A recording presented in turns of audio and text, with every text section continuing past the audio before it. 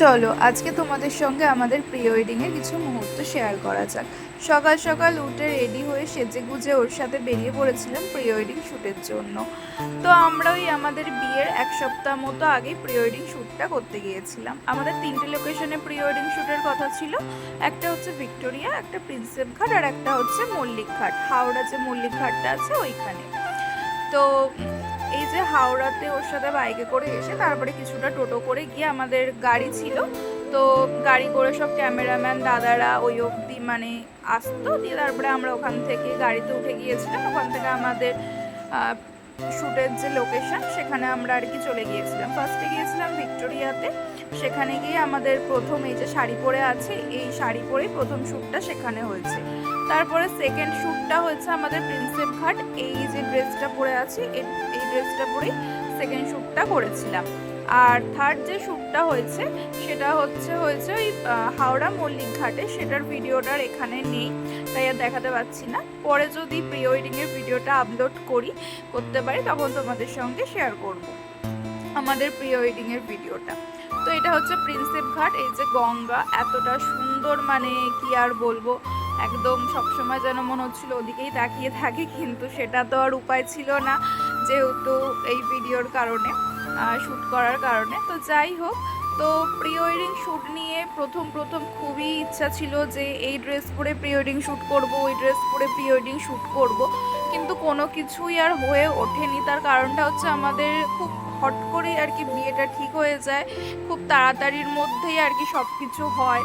তাই সেই জন্য যেইভাবে মানে ইচ্ছা মনের মতো, মানে যে ইচ্ছাটা ছিল মনের মধ্যে সেটার খুব একটা হয়ে ওঠেনি।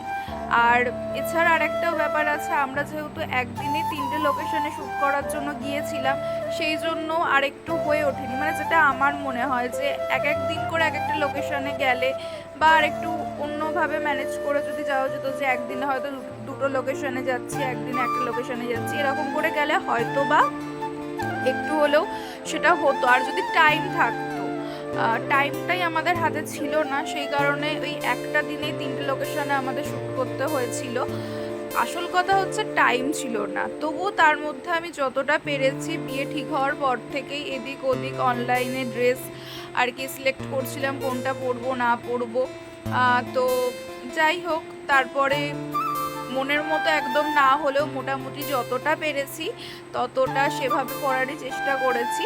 কিন্তু এই কি ওখানে গিয়ে মানে একই মেকআপে সব শ্যুটগুলো করতে হয়েছে, শুধু একটু জুয়েলারি ইয়াররিংস এগুলো আমি চেঞ্জ করতে পেরেছি, ড্রেসটা চেঞ্জ করেছি।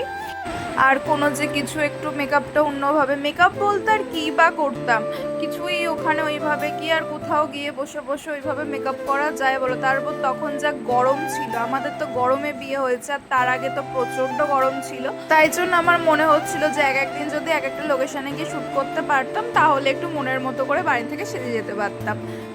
আমাদের শ্যুট কমপ্লিট হওয়ার পর এই যে গাড়ি করে এখন আমরা যাচ্ছি, আর আকাশে তো ভীষণ মেঘ করেছে আর ভীষণ বৃষ্টিও হয়েছে। আমরা গাড়ি থেকে হাওড়াতে নেমে গিয়েছিলাম আর দুজনে মিলে একটুখানি চাউমিন খাচ্ছিলাম। সকাল থেকে তো কিছুই খাওয়া হয়নি, সে সকাল থেকে একটু খেয়ে বেরিয়েছি, তারপর আর ওইভাবে আর খাওয়া হয়ে ওঠেনি।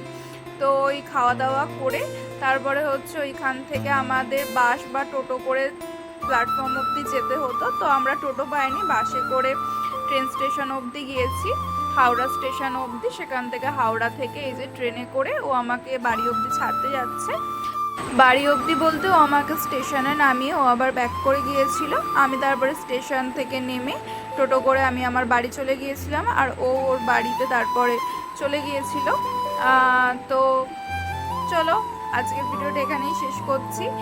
গল্প অনেক আছে কিন্তু সেই গল্প করতে করতে ভিডিও শেষ হয়ে যাবে, কিন্তু আমার গল্প শেষ হবে না, তাই এখানেই শেষ করছি। সবাই ভালো থেকো, টাটা।